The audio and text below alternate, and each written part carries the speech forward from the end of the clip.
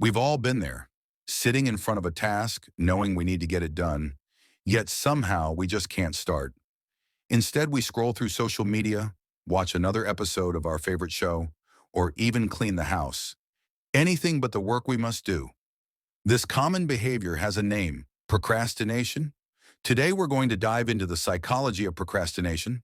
Why do we do it? What's going on in our minds when we put things off? And most importantly, how can we conquer it? Let's explore the root causes and psychological solutions to this widespread problem. Number one, what is procrastination? Procrastination is delaying or postponing tasks, even when we know they are important or urgent.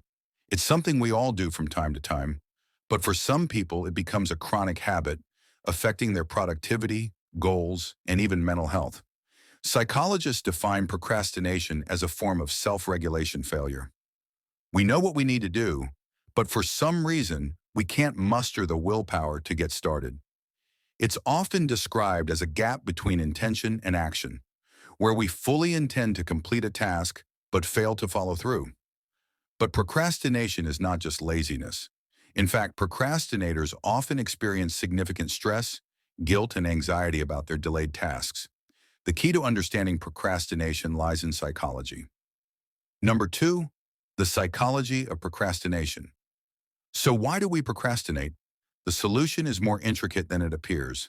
Psychologists have identified several cognitive and emotional factors that drive procrastination. The role of instant gratification. One of the primary causes of procrastination is our brain's desire for instant gratification. When faced with a task, especially one that's difficult or boring, our brain craves something more enjoyable or rewarding in the short term.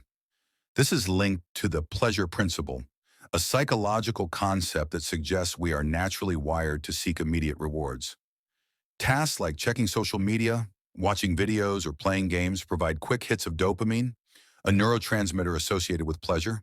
In contrast, the task at hand may offer no immediate reward, making it harder for our brain to choose long-term goals over short-term satisfaction. Fear of failure and perfectionism. Another significant psychological cause of procrastination is fear, specifically fear of failure or not meeting our own high standards. For many people, procrastination is a defense mechanism to protect their self-worth. By putting off a task, they avoid the possibility of failure or criticism. Perfectionists are particularly vulnerable to this. They set such high expectations for themselves that starting a task can feel overwhelming. It's easier to delay than to face the risk of not doing it perfectly. Time inconsistency. Time inconsistency influences our habit of procrastination. Time inconsistency refers to how our brains value immediate rewards more than future rewards. This explains why we choose to watch TV now, even though we know completing our task would benefit us more in the long run. When the deadline is far away, we tend to discount its importance.